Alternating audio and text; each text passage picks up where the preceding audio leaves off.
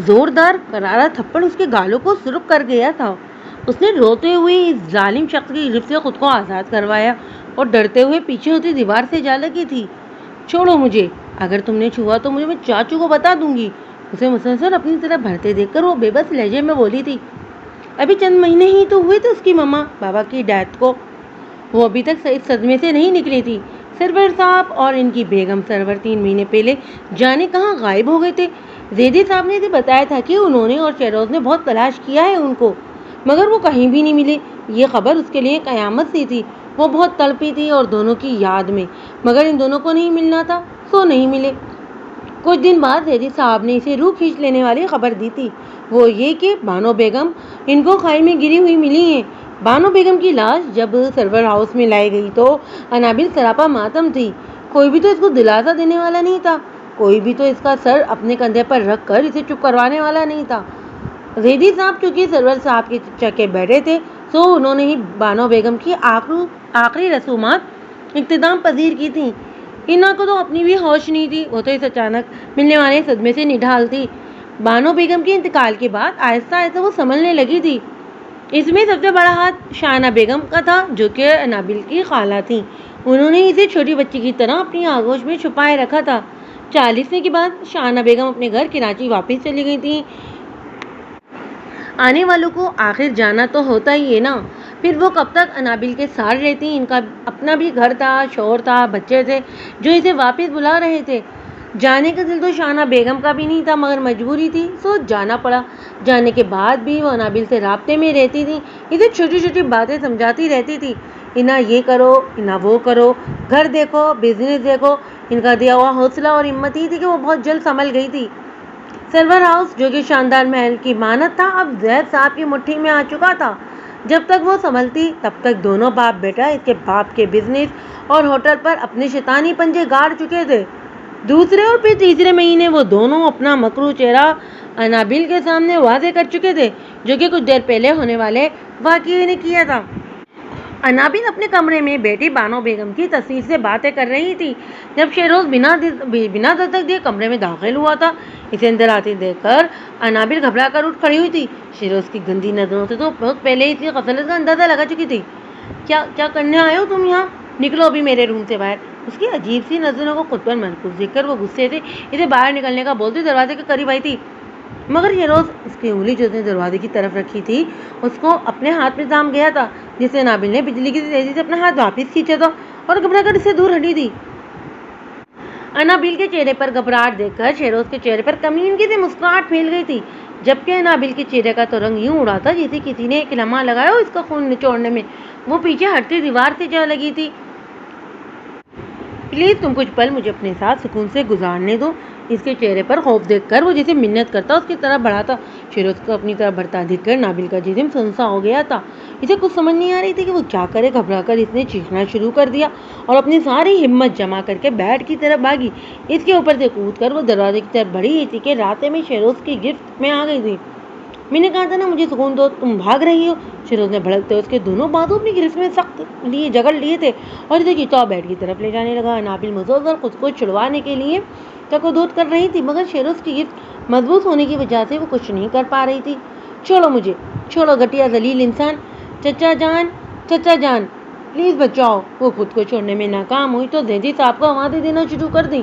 दरवाज़ा भी खुला था, जिसके नतीजे में इसकी आवाज़ पूरे सर्वर हाउस में गूंज रही थी। चचा, चचा प्लीज़ छोड़ो मुझे। वो इसकी गिरफ्त पर मचलती इल्तिजाइया अंदाज में रोती हुई बोली थी, मगर शेरोज ने इसकी चीखने पर गुस्से से इसके मुंह पर सख्ती से अपना बायां हाथ जमाया और दूसरा इसकी कमर के गिर्द मिलाकर इसे उठाकर बेड की तरफ ले आया था। नाबिल मुसलसल की पनाह से निकलने की कोशिश करती चुड़ैल की मानत पर पड़ाती हुई जा रही थी। इसके मुसलसल चीखने पर शेरोज ने गुस्से से इसके गुलाबी गालों पर जोरदार थप्पड़ों की बारिश कर दी थी। छोड़ दो, खुदा के लिए छोड़ दो। उसके थप्पड़ों से उसका निचला होंठ फट गया था, जिससे खून का नमकीन जायका नाबिल को अपने हलक तक जाता हुआ महसूस हुआ था। शेरोज ने इसके दोनों हाथ पकड़कर सख्ती के साथ दबा और कमीनगी से मुस्कुराया। मैं और मेरे दोस्त भी कितने पागल हैं, इतना खूबसूरत माँ मेरे घर में मौजूद है और हम बाहर ढूंढ रहे हैं। खुदा के लिए छोड़ दो मुझे। शेरोज इसकी इंतजार इग्नोर करता इस पर झुका था कि मगर बीच में ही किसी ने इसे झटके से खींचकर नाबिल से दूर फेंका था। साथ ही जोरदार थप्पड़ की सदा कमरे में गूंजी थी। जैदी साहब को सामने देखकर नाबिल बिजली की तेजी से उठी और भागकर जैदी साहब के पीछे छुप गई। शर्म नहीं आती तुम्हें ये हरकत करते हो शेरोज? जैदी साहब ने जमीन पर पड़ा दुपट्टा नाबिल के गिर लिपेटते हुए गिरदार आवाज में शेरोज से पूछा था। पापा वो शट अप, एक लफ्ज ना निकले तुम्हारे मुंह से वरना अभी यहीं तुम्हारी टांगे तोड़ दूंगा। जैदी साहब का गुस्से से सुर्ख चेहरा शेरोज की बोलती बंद कर गया था। जो नशा इसके हिफाजतों पर सवाल था वो पल में ही कहीं अड़ंचू हो गया था। बेटा चुप करो, मैं बहुत शर्मिंदा हूँ इसके अमल पर, प्लीज तो मुझे माफ कर दो, मैं हाथ जोड़ता हूँ तुम्हारे आगे। जैदी साहब ने शर्मिंदा होते हुए इना के सामने हाथ जोड़े तो तड़प कर उनके गले लग गई थी। रोती हुई नाबिल को जैदी साहब कमरे में छोड़कर शेरोज को बाजू से खींचते नाबिल के कमरे से बाहर लगे थे, जबकि नाबिल अपनी बेबसी पर वहीं बैठकर फूट फूट कर रो दी। वो इन दोनों के बाहर निकलते ही भागकर दरवाजे का लॉक लगाती, दरवाजे से टेक लगाकर अपनी रफ से रोती हुई शिकवा नजर से आसमान को देखती, एक बार फिर बानो बेगम की तस्वीर को गले से लगाकर रो देती है। उफ यार तारीम, आज तो कोई भी शिकार नहीं मिला, लगता है आज भी ऐसे ही गुजारनी पड़ेगी हमारी। आसमान ने हाथ में पकड़ी मशरूब को टेबल पर रखे गिलासों में उंडेलते हुए बेदारी से कहा था। भाई तुम तो बड़े लालची हो सामान, अभी कल ही तो नूरा बाई की भेजी हुई अटेंडेंस में कितना कुछ किया, मगर फिर तेरा वही जुमला। ऐसा उनको अब इस पर गुस्सा आ रहा था और उन्होंने नाराज हो तो उसके करीब से उठकर तारीम के साथ जा बैठा था, जबकि तारीम इन सब के बर्क संजीदगी से बेटा सिगरेट पीने में मसरूफ था। क्या हुआ तारीम, आज तो तू बड़ा चुप चुप सा है, अंकल तो ठीक है? ऐसा ने उसकी संजीदगी नोट करते हुए परेशानी से पूछा तो बाकी सब भी इसकी तरह मुतवज्जा हो गए थे। हाँ यार, मैं भी सुबह से देख रहा हूँ ये कुछ संजीदा संजीदा सा है, क्या हुआ तारी? काशिफ को भी ये अंदाजा हुआ तो नरमी से उसके कंधे पर हाथ रखते हुए बोला था। हाँ बताओ क्या हुआ तारी? बिलाल भी इसके करीब चला आया था। नहीं हुआ कुछ, बस यार कुछ भी अच्छा नहीं लग रहा, अजीब सी तबीयत हो रही है। इन सबको अपने लिए परेशान होता देखकर वो हल्की से मुस्कुराया तो उसके गाल में डिम्पल पल भर में उड़ा और रही पल गुम हो गया। लगता है तुम्हारी भी तलब जाग गई आसमान की आवाज़, आसमान की तरह वो चारों भी शेरों की आवाज़ पर पलटे थे। छोड़ो यार, हाँ की तलब आजकल तो कोई मैसर ही नहीं। तारीम ने बेदारी से सिगरेट बुझाकर मशरूम का गिलास उठाकर लबों से लगा और एक ही झटके से उसे खाली कर दिया। कुछ ऐसा ही हाल है आज कल। तारीफ की दिलकश अंदाज पर सब हल्के से मुस्कुराते हुए वाह वाह करते हुए अपने अपने गिलासों की तरफ बढ़ गए थे। यार शेरोज, ये तुम्हारी गाल पर क्या हुआ है, बड़ा लाल हो रहा है? बिलाल ने झुककर शेरोज के गाल पर उंगली रखते हुए सवाल किया था। पूछ हमसे ये शब रस की बातें हैं दोस्त, हम अपने पापा से अभी भी थप्पड़ खाकर आए हैं। शेरोज के बेढंगे शेर पर सबने ही चौंककर उसकी तरफ देखा था। मगर क्यों? तारिफ ने परेशानी से पूछा। इस पर शेरोज ने आयसकी से सारी स्टोरी इनको बता दी थी। अच्छा, इतनी अकड़ इस लड़की में, तो किसी दिन लाना यहाँ, सब मिलकर देख लेंगे, सारी एकड़ निकल जाएगी साली की। आसमान ने गुस्से से कहते शेरोज के सुर्ख चेहरे को देखा तो शेरोज खोलकर हंस दिया था। कुछ दिन सब्र कर लो, फिर वो तुम सबकी पनाहों में होगी। इसका तो वो हाल करूंगा कि किसी को बताने के भी लायक नहीं रहेगी। जैदी साहब की थप्पड़ को याद करते हुए दांत पीस कर बोला तो बाकी सबने इसका कंधा थपथपाया था। हे कौन वो? तारीम ने संजीदगी से पूछा। बुरी बात है यार, अगर वो तेरे घर में है तो इतनी देर से क्यों शिकार किया? आसमान की दो मायना बातें वो सब अच्छी तरह समझ रहे थे। शरोज भी समझकर मुस्कुरा देता, इतनी लापरवाही भी किसी हसीन दोशीदा से हिम्मत है तेरी। बिलाल आंख दबाकर हंसते हुए अफसोस करने लगा। यार तुम लोग क्या जानते नहीं हो मुझे। शिकार शेरोज जैदी की नजरों से बच जाए ऐसा हो ही नहीं सकता, मगर बस तुम सब यही समझ लो मजबूरी थी। इस तक पहुँचने के लिए बड़ी देर से चक्कर चला रहा था, मगर किस्मत ने साथ ही नहीं दिया। आज जब किस्मत ने मौका मिला तो सानी ने चिक चिक कर सारा घर सर पर उठा लिया था। अगर पापा कुछ देर और लेट हो जाते तो साले का मुंह बंद कर देता मैं। आज बड़ी अकड़ रही है, आज सारी तोड़ देता इसकी अकड़। शेरोज का गुस्सा इना को याद करके और भी बढ़ता जा रहा था। कुछ दिन पहले ही तो नाबिल ने इसको 100 बातें सुनाई थी। नाश्ते की टेबल पर इसने यूं ही इसकी टांग को अपने पैरों से छुआ था, तब तो वो खामोशी से खाना खाती रही थी, मगर बाद में इसे खूब सुना कर गई थी। इसका उबाल अभी भी इसके अंदर ज्वार की तरह उबल रहा था। मैं कोई डरी सहमी रहने वाली लड़की नहीं हूँ जो तुम्हारी बेहुदा हरकतें बर्दाश्त करूंगी, समझे तुम? ये घर मेरा है, यहाँ की हर चीज़ मेरी है। अगर मैं चाहूँ तो 2 मिनट में धक्के देकर यहाँ से निकाल बाहर करूँगी तुम्हें। आज के बाद मुझे छुआ भी तो ना, टांगे के साथ साथ हाथ भी तोड़ दूंगी तुम्हारे। अपने कमरे की तरफ जाते ही शेरोज को उसने नफरत से देखकर रोहान किया और दमदम करती वहाँ से वॉकआउट कर गई थी। उसके जाने के बाद शेरोज देर तक गुस्से से उबलता रहा था। करोगे क्या इस लड़की का तुम? तारिम ने न्यू सिगरेट सुलगाते हुए एक बार फिर से इसकी तरफ देखा था। करना क्या है, वही करेंगे जो हम सब करते हैं। तारिम की बात पर शेरोज ने कमीनगी से आंख दबाकर जवाब दिया तो वो वहाँ करके खामोश हो गया था। और अगर कोई मसला हो गया तो तारिम सिगरेट के कश लेता, उठकर खिड़की के सामने जा रुका था। नहीं होता यार, इसके आगे पीछे कौन सा इसके माँ बाप है, मर चुके हैं अकेली है। शेरोज लापरवाही से कहता मशरूम पीने में मसरूफ हो गया। ठीक है फिर डन, तुम किसी दिन इसे तारिम के फ्लैट में ले आओ, फिर दिन ईद और रात शब बारात। बिलाल अपना गिलास खाली टेबल पर रखकर बोला तो सबने इसकी हाँ में हाँ मिलाई थी। तारिम भी खामोशी से सिगरेट पीने में मशगूल हो चुका था।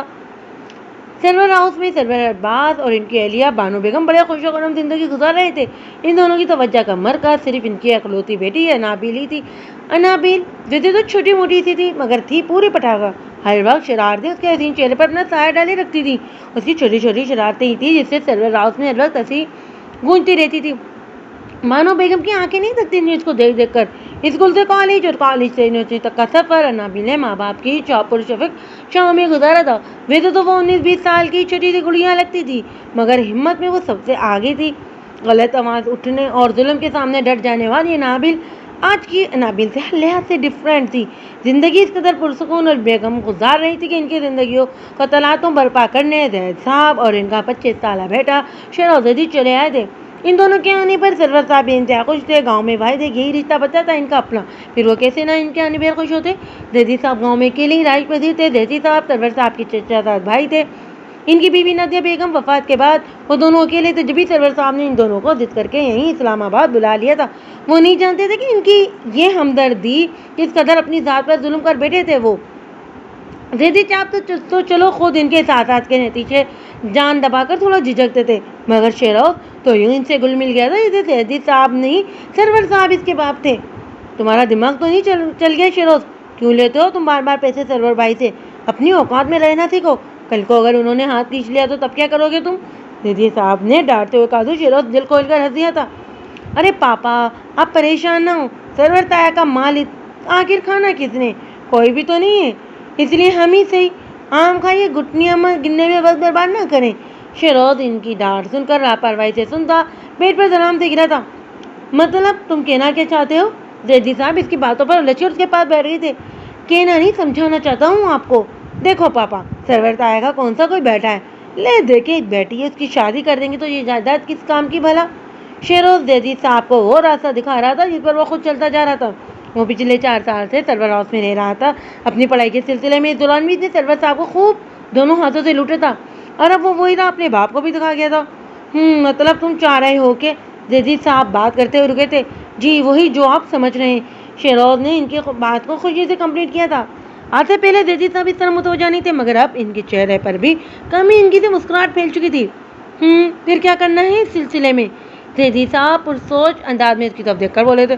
कुछ नहीं, थोड़ा सा दिमाग चलाइए और कुछ होशियारी को काम में लाइए तो हमारा काम आसानी से हो जाएगा और किसी को पता भी नहीं चलेगा। शेरोज ने चुटकी बचाते हुए हल पेश किया। पहले सर्वर अंकल का तारिम पर हमने नाम करवाएंगे क्योंकि इसकी कीमत अरबों में। दूसरे नंबर पर 5 स्टार होटल और फिर बचाइए घर। बस काम खत्म होते ही इन सबको लात मारकर यहाँ से आउट। शेरोज के आइडिया पर दे था। अभी तो दांत देते हुए बोल उठे थे। और ये होगा कैसे? वो सब मुझ पर छोड़ दे। जैसा जैसा मैं कहता हूँ वैसा वैसा करते जाएं बस। शेरोज के चेहरे पर इस वक्त मक्कारी का झांपा था। उसकी मकारी ने जैदी साहब को भी अपनी लिपेट में ले लिया था। उसके बाद जैदी साहब ने बड़ी होशियारी मकारी से काम लेते हुए सर्वर साहब की आंखों पर ऐसी मोहब्बत की पट्टी बांधी कि वो आंखें बंद करके इन दोनों पर भरोसा करते चले गए। फिर एक दिन ऐसा हुआ कि जैदी साहब ने अपना इनवाइट इनके नाम मुंतकिल करवा लिया मगर बावजूद कोशिश के 5 स्टार होटल सर्वर में हासिल न कर सके क्योंकि इससे पहले ही दोनों मियाँ बीवी हादसे का शिकार हो गए थे। इन दोनों की तो मानो हीद हो गई थी इस खबर पर। अनाबिल को मुसलसल झूठ बोलते मुसलसल मुतमईन करते रखे वो ढूंढ रहे इन दोनों को मगर दर हकीकत वो सुकून से ऑफिस जाते और शाम को वापस आकर अनाबिल को ये बोल देते कि सारा दिन ढूंढते रहे मगर वो मिले ही नहीं। अनाबिल अपनी गम में डूबी इनकी बातों को यकीन कर लेती थी। 3 महीने बाद आज शेरोज की सरकत नहीं थी। एक बार फिर से गम से निजात कर दिया था। वो इस कदर शिद्दत से रो रही थी कि खिड़की के पास उफक पर चमकता चांद भी घबरा गया था। वो इस खिड़की से हटकर बादलों के साथ तैरता हुआ किसी और नगर का मुसाफिर बन गया था। ये तुम किस वक्त घर आते हो तारिम? कुछ पता ही नहीं चलता तुम्हारा। क्या सोच रखा है तुमने? आखिर चाहते क्या हो? एक ही दफ़ा बता दो मुझे। शब्बीर रिजवी बहुत दिनों से तारिम से बात करने का सोच रहे थे। वो इसे कहेंगे कि घर जल्दी आया करे मगर वो जाने किस वक्त आता और किस वक्त चला जाता था। इन्हें पता ही नहीं चलता था जिसकी वजह से इनको इस पर बहुत गुस्सा आ रहा था मगर ये गुस्सा उतारने का कोई मौका ही इनके हाथ नहीं आ रहा था। आज वो शाम से इसके इंतजार में लान में बैठे हुए थे। कभी तो आएगा वो। बिला आखिर वो आधी रात के जाने कौन से पैर घर में दाखिल हुआ था तो शब्बीर रिजवी आयदगी से बोलते उसके सामने आए थे। तारिम जो मीटिंग के सिलसिले में लाहौर से सीधा इस्लामाबाद पहुंचा था इनके गुस्सा करने पर गहरी सांस लेता अंदर की तरफ बढ़ता रुक गया था। सॉरी अब्बा आज लेट हो गया। वो दरअसल आज मीटिंग भाई आज तो मीटिंग थी, कल परसों तरसों, इसके बाद मतलब तुम साल के 12 महीने मीटिंग में ही रहते हो क्या? इसलिए इतने लेट आते हो घर? शब्बीर रज़ी का गुस्से बढ़ने पर वो घबरा कर उनकी तरफ बढ़ा था। क्या हो गया है अब्बा, इतने गुस्से में क्यों है? सब ठीक तो है ना? तारिम को अपनी तरफ आता देखकर वो कुर्सी पर बैठ गए। क्या हुआ है अब्बा? तारिम इनके नाराज होने पर उनके सामने पंजों के बल बैठता हुआ बोला था। तुम्हें क्या लगता है बेटा, मुझ बूढ़े से तुम अपना कारोबार करोगे? बस अपने घुटने पर हाथ रखे उन्होंने नाराजगी से दूर झटका था। अब्बा पता भी है आपको, नया नया बिजनेस स्टार्ट किया, मेहनत करूंगा तो ही कामयाब होंगे ना। फिर मेरे अलावा कौन है मेरा? जो इस घर में बैठ जाऊं तो वो मुझे कमा कर ला देगा? बताए कोई है हम दोनों का?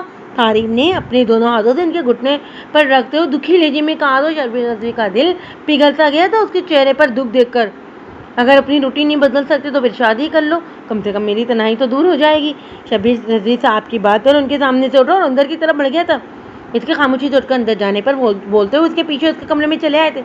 प्लीज़ अब्बा मूड मत ख़राब करें, मुझे शादी नहीं करना, बस कह दिया ना। बार बार बोलकर मुझे अजियत तो मत दिया करें।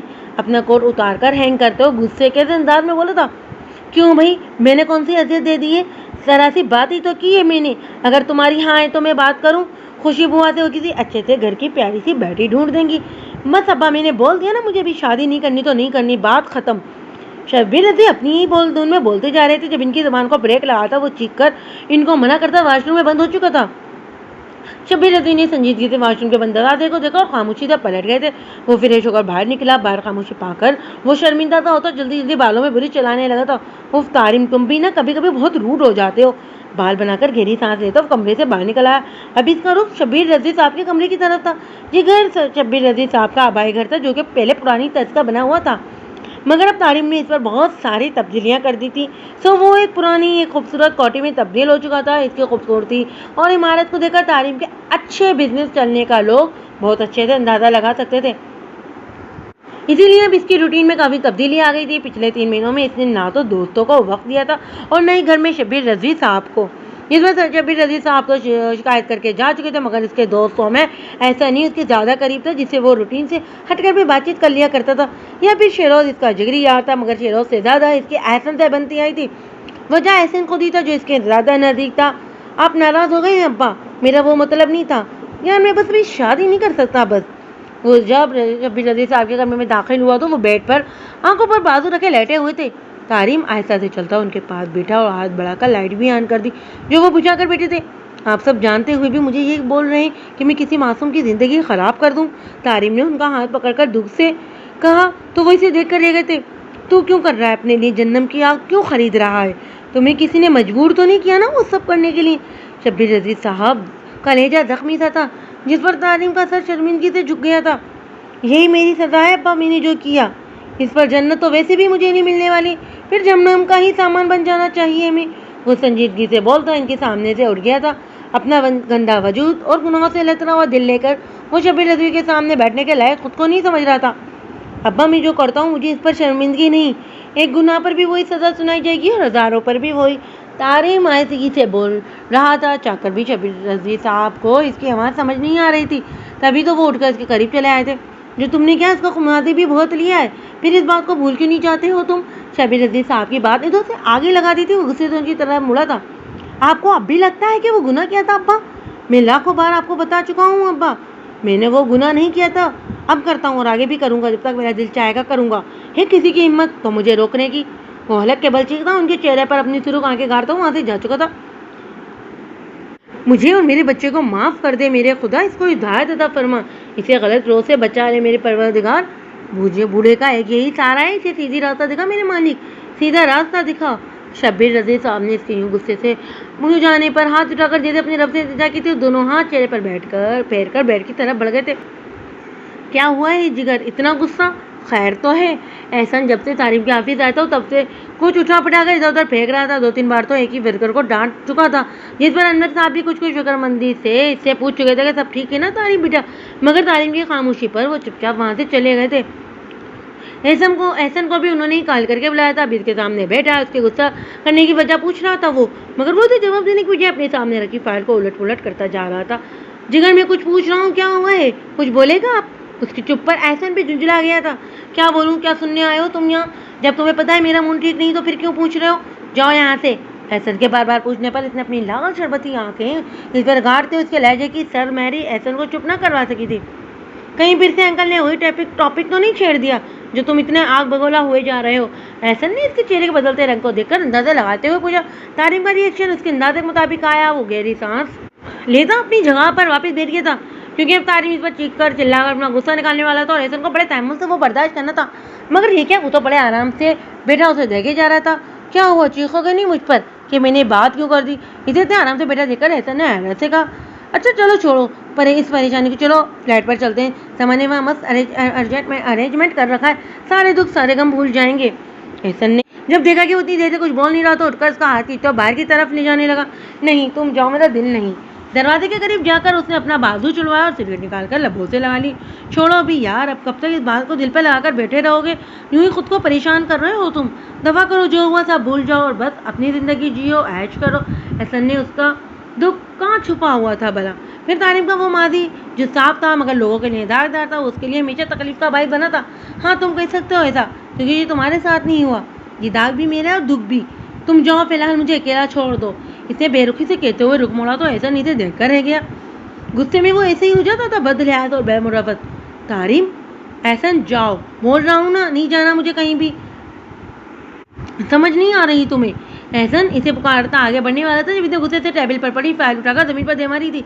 एहसन जहाँ था वहीं रुक गया, फिर वहीं खामोशी से वापस पलट गया था। तुमने मेरे साथ अच्छा नहीं किया। जाने मैंने क्या बिगाड़ा था तुम्हारा? सिगरेट के गहरे कचे था, वो अपनी धुन में था। सिगरेट के धुएं पर अपनी नजर जमाए वो उससे मुखातिब था, तभी सिगरेट के धुएं में इंसान की शक्ल बनी तो दब से उसकी मुट्ठियाँ बिछ गई थी, दिमाग की रगें तन गई थी। तो मुझे पसंद आ गए थे, बस तुम्हारा कसूर यही था। वो वाला सामने बैठे वजह नौजवान से मुखातिब हुआ तो वो नफरत से गर्दन घुमा गया था। एक लंबा सांस इसने वाक़ई सुब किया और खिड़की के पर से सर टिकाकर खड़ा हो गया। माजी की जानलेवा यादें इस वक्त इस पर हमला आवर थी। इस वक्त वो जिस कदर टूटा बिखरा था, इससे कोई अदा नहीं था कि कोई खुद को कुछ कर लेता। दफन उसके मोबाइल पर रिंग हुई, उसने चौकर नंबर देखा। शेरोज। बोलो शेरोज। अपने मोबाइल पर शेरोज का नंबर चमकता देखकर उसने जहरे लब धुला और यस करके कान से लगाया था। अभी मूड नहीं है शेरी, प्लीज। वो बेदारी से इसकी आपट उठाकर कॉल ऑफ करने वाला था जब वो फिर से बोल उठा, यार वही लड़की है जिसकी मैंने बात की थी। इसके इरादे भाप कर शेरोज ने जल्दी से उसे आने का कहा, मगर वो फिर भी बेदारी से उसकी बात सुन रहा था। मैंने कहा ना मेरा मूड नहीं है, इसीलिए दोबारा कॉल मत करना। शेरोज की बात पूरी सुने बिना इसे सख्ती से कहा उसे और कॉल ऑफ कर दी। कुर्सी पर बैठकर वो अपना सर थाम चुका था जब फिर से शेरोज का नंबर और अपने मोबाइल पर चमकता देखा उसका जिस शिद्दत से चाहे वो मोबाइल खींचकर दीवार पर दे मारे, मगर फिर मुरवत आड़े आ गई। हाँ बोलो। कॉल पिक करते उसका लेजा फिर से वही था, मगर इस वक्त शेरोज की बात पर वो झटके से कुर्सी से उठ खड़ा हुआ था। ये क्या बकवास कर रहे हो तुम इसे लेकर मिलिट्री में गए क्यों थे? शेरोज की इतराने तो उसका मीटर ही घुमा दिया था। अच्छा ठीक है, मुंह बंद करो, मैं आता हूँ, तुम दरवाजा मत खोलना। शेरोज की बात पर उस गहरा सांस लेता अपने आने की हामी भरता जल्द से जल्द ऑफिस से निकल गया था। बड़ा मूड खराब है आज मेरे पापा का। शेरोज ऑफिस में दाखिल हुआ तो जैदी साहब की संजीदगी देखकर शराब से आग दबाता उसके सामने बैठ गया था। बकवास बंद करो अपनी। तुम आज अगर मैं परेशान हूँ तो ये सारी कारस्तानी तुम्हारी है। जैदी साहब उसकी शरारत पर भड़क उठे थे। तुम्हें किस अहमद ने कहा था कि नाबिल पर हंसाने की कोशिश करो? घटिया इतना तुम्हारी इस हरकत की वजह से आज मामला हमारे हाथ से निकल रहा है। जैदी साहब को गुस्सा आज इंतहाई ऊंचाई को पहुंचे होता। रात ही तो काजमी साहब की कॉल इन्हें मौसूल हुई थी। हुआ क्या है आखिर? पापा कुछ बताएंगे तो पता चलेगा ना। इनके गुस्सा करने पर शेरोज के शौकी से मुस्कुराते सुकड़ गए थे। तुम्हें क्या लगता है ऐसी कौन सी बात होगी जो मुझे इतना परेशान कर रही है? शेरोज की लापरवाही पर जैदी साहब का खून खोल उठा था। अपने दोनों हाथ सीने पर बात कर वो बड़े इत्मीनान से उसकी तरफ देखकर बोले थे। इन्हें पता था जब वो बात शेरोज को पता चलेगी तो इसका हाल भी इन्हीं जैसा होगा, इसलिए सुकून से अपनी जगह पर वापस बैठ गए थे। काजमी और इना का अपने बेटे काशन के निकाह के सिलसिले में आ रहा है, बस पहुँचने वाला होगा। फिर ये एम्पायर भी गया, मेल भी गया, इन दोनों के साथ होटल भी गया। जितनी जल्दी तुम्हें इसके साथ वक्त बिताने की थी ना, इसी वजह से अब इतनी जल्दी इसको इस लड़की को यहाँ से ले जाने की है। जैदी साहब दांत पीसकर बोलते शेरोज के सर पर बम गिरा गए थे, जबकि शेरोज ये खबर सुनते यूँ अपनी जगह से उठा था जिसे अपने कोई सांप देख लिया। व्हाट, ऐसे कैसे अचानक निकाह करने आ सकते हैं वो लोग? शेरोज झट के उनकर उसके सामने आया था। ये सब तुम्हारी बेवकूफ़ी की वजह से हुआ, मैं इनको रोक भी नहीं सकता। जानता हूँ नाबिल ने शाना बेगम को एक एक बात बताई होगी, इसीलिए वो इसे यहाँ से लेकर जाना चाहती हैं। जैदी साहब सोचते हुए बोले थे, इनके पास सच भी तो थी, मैं ऐसा हरगिज़ नहीं होने दूंगा। इस लड़के पर पहला हक मेरा है, जब तक मैं अपना हक वसूल नहीं कर लेता तब तक इसको कहीं भी नहीं जाने दूंगा मैं। शेरोज का हमारे गुस्से से बुरा हाल हो रहा था। हाँ, मुझे कुछ करने के बाद मेरी तरफ से वो अच्छा है भाड़ में, काशान ले जाए या कोई और, लेकिन पहले वो मेरे पहलू में होगी। मुझे चाहिए पापा, बता रहा हूँ मैं आपको। दिल में दैदी साहब को मुखातिब करता वो दमनाक होता जा रहा था।